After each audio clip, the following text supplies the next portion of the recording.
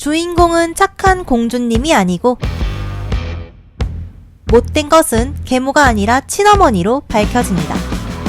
영화 크루엘라는 기존의 디즈니를 뒤집어 빅재미를 선사하지만 또 한편으로는 그래도 디즈니스럽고 쉽고 편안하고 또 별로 나쁜 것 같지가 않습니다. 크루엘라가 시도한 반란과 이를 진압하는 디즈니의 모습을 파헤쳐 보도록 하겠습니다. 지금 시작합니다.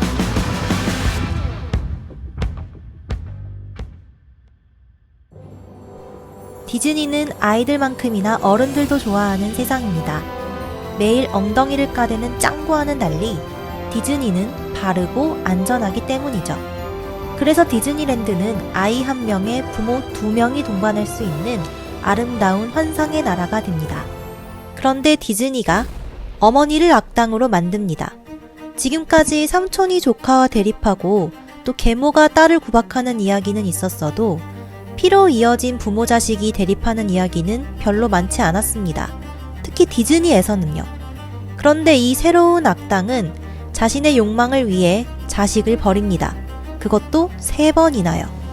디즈니가 어머니를 빌런으로 내세운 이유 무엇일까요? 디즈니가 어머니를 악당으로 만드는 이유는 두 사람의 관계에서 찾아볼 수 있습니다.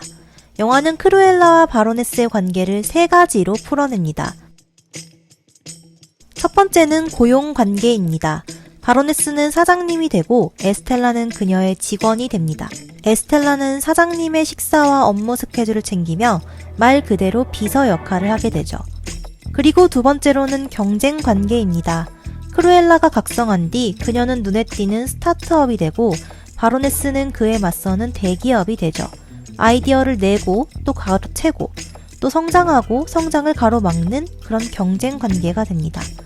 마지막으로 3번째로는 부모 자식의 관계가 됩니다.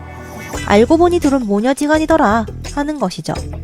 즉 다시 말해 영화는 크루엘라와 바로네스의 관계를 단순한 가족 관계를 넘어 세대 문제로 확대시킵니다. 바로네스가 가진 3가지 지위는 현재 청년들을 압박하는 사회적 권위들과 같습니다. 취직한 90년생들과 이른바 꼰대가 되지 않으려는 기성세대는 오늘도 묘한 신경전을 벌이고 있습니다.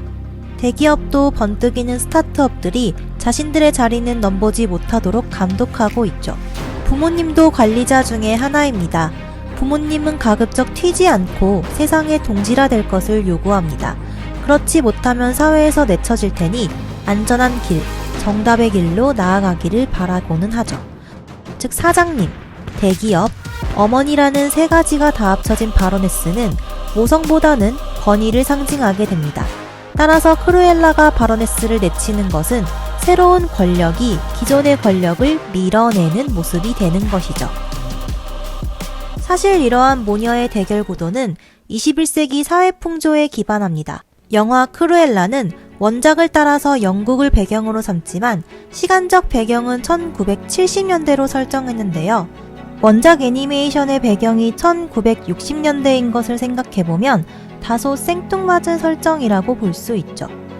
크루엘라는 101마리 달마시안 시리즈의 악당으로 사실상 시리즈의 프리퀄 격이라고 볼 수 있는데 원작과 시간적 배경이 완전히 꼬여버린 것입니다. 디즈니가 굳이 70년대의 영국을 배경으로 설정한 것은 그 시대의 문제가 지금과 크게 다르지 않기 때문입니다. 70년대 영국 경제는 한마디로 그냥 똥망했습니다. 이른바 영국병이 절정에 달했기 때문이죠. 열악한 경제는 특히나 청년들의 상황을 불리하게 만들었는데요. 조금 과장되기는 했지만 실제로 당시 영국 청년들은 취직이 너무나 힘들어서 정말로 청소부 자리 하나에도 연줄이 필요했을지도 모를 정도였다고 하죠. 취직은 안 되고 소득 격차는 심하고 주변은 분노와 시위로 가득하고 마치 21세기의 청년들이 갑갑해하는 것처럼 70년대 영국도 먹고 살기가 막막한 헬이었습니다. 경제에 발을 들일 수 없었던 70년대 청년들은 분노하며 문화시장으로 쳐들어갔습니다. 펑크록과 펑크 패션에 기반을 둔 펑크 문화를 무기로 들고 그때도 지금도 이렇게 외쳤던 것이죠. 어른들은 틀렸다. 미래는 없다. 디즈니는 미래가 없다는 청년들에게 너희들 힘든 거 안다고 손짓합니다. 하지만 그렇다고 해서 부모를 악당으로 만들면 어른들로부터 괘씸죄를 맞을 위험이 있죠. 따라서 영화는 비상구를 마련합니다. 어머니를 내쳐도 엄마를 내치지 않은 것으로요. 영화 크루엘라에서 바로네스는 크루엘라를 3번 죽입니다. 이 3번의 장면은 이렇게 요약할 수 있습니다. 딸이 태어났을 때, 직원인 에스텔라가 배신자인 것을 알았을 때, 스타트업 크루엘라가 부활했을 때, 앞서 언급한 두 사람의 3가지 관계 설정, 부모 자식의 관계, 고용 관계, 경쟁 관계를 직접 부수는 것이죠. 어머니는 이렇게 딸을 극한까지 몰아붙이지만 크루엘라는 언제나 선을 딱 지킵니다. 어머니가 밀치면 밀치는 대로 함정에 빠져주죠. 아주 매너 있게요. 그녀가 어머니에게 가한 타격은 사실상 잠깐 깐족대는 그런 말대꾸에 불과합니다. 크루엘라가 바로네스를 공격하지 못하는 것은 그녀가 결국 엄마를 사랑하는 딸이기 때문입니다. 디즈니는 친어머니를 악당으로 만들면서 세대 갈등을 소재로 삼습니다. 덕분에 영화는 단순한 권선징악을 뛰어넘는 긴장감과 몰입감을 선사했죠. 하지만 한편으로는 착한 양어머니를 만들어줍니다. 이 착한 계모의 존재는 세계의 질서를 다시 돌려놓아 버리죠. 어른들이 만든 세상이 가혹하기는 하지만 그래도 희망은 있다 라는 메시지를 양측에 던지는 것입니다. 따라서 크루엘라가 엄마를 사랑하는 딸로 설정된 것은 다시 말해 그녀를 어른을 따르는 아이로 제안하는 것을 말합니다. 친모든 계모든 결국 사랑하는 부모가 있다는 것은 어른들의 세계, 즉 기존의 가치나 질서 같은 것을 부숴버릴 수 없다 라는 것을 의미하기 때문이죠. 따라서 바로네스는 법을 어기며 선을 넘나들지만 의외로 크루엘라는 법의 수호신이 됩니다. 자식들은 부모 세대의 위험 요소가 아니고 부모 세대는 자식을 조금 힘들게는 했지만 그래도 올바르다 라고 말하는 것이죠.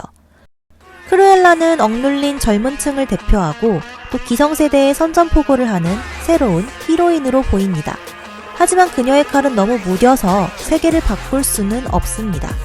그녀는 어머니에게 대들기만 했습니다. 이렇게 크루엘라는 악당에서 악동으로 들어옵니다.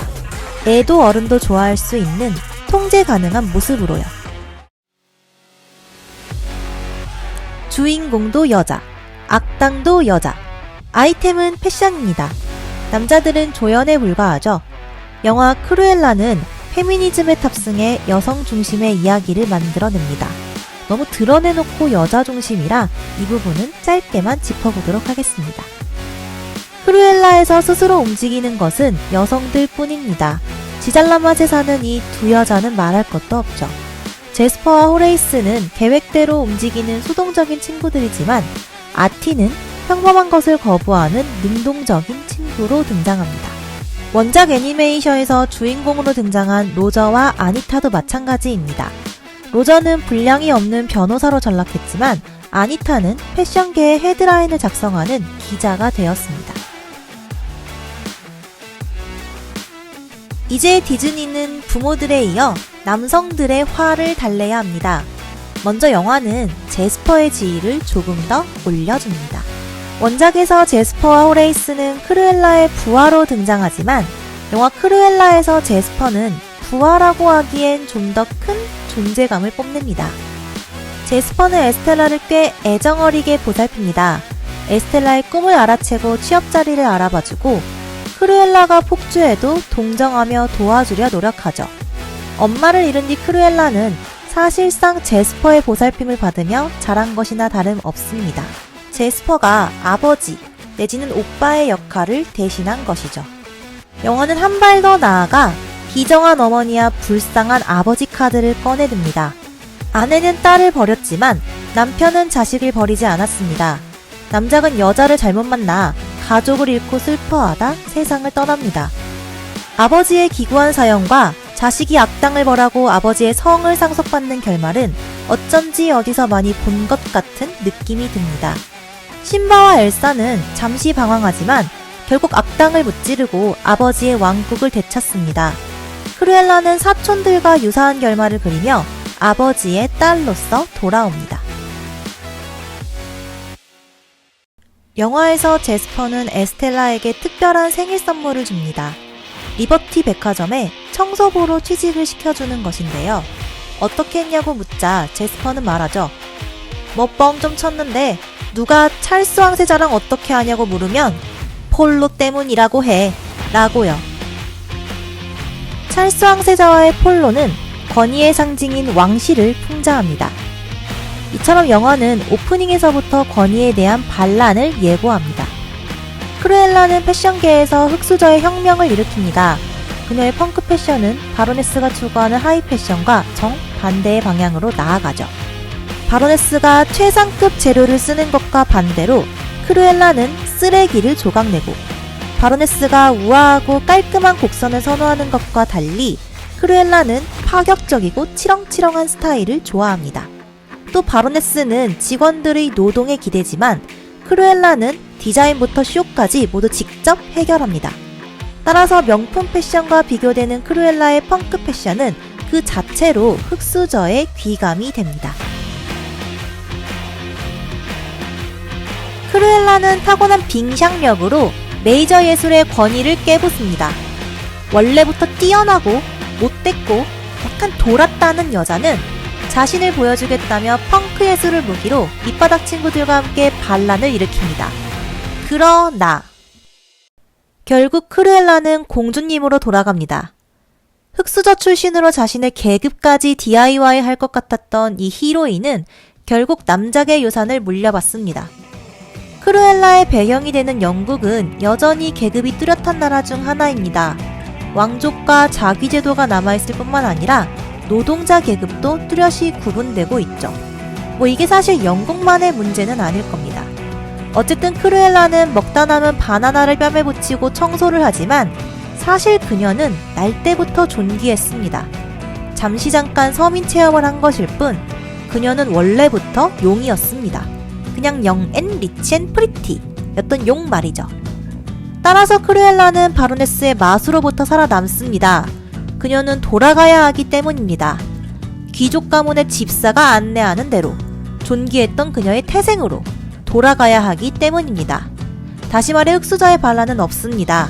금수저가 다시 돌아온 것 뿐입니다. 나는 9점인데 평론가 평은 왜 6점이냐고요? 크루엘라는 세상에 도전하고 싶었다고 말하지만 동시에 어른들에게 반항할 뜻은 없었다고 말합니다. 남자들의 앞으로 나서지만 아버지의 뒤를 따르고 신데렐라를 DIY 하려 했지만 알고 보니 원래 공주님이었다는 이야기로 반란의 범위를 진압 가능한 수준으로 제한합니다. 크루엘라는 체제를 공격하지만 무너뜨리지는 않습니다. 권위는 밀어냈지만 다시 지켜집니다. 어때요? 그렇더라도 매력적이고 예쁘고 멋있는걸요? 오늘도 머글들의 세상은 화려하게 재밌습니다. 크루엘라 해석이었습니다.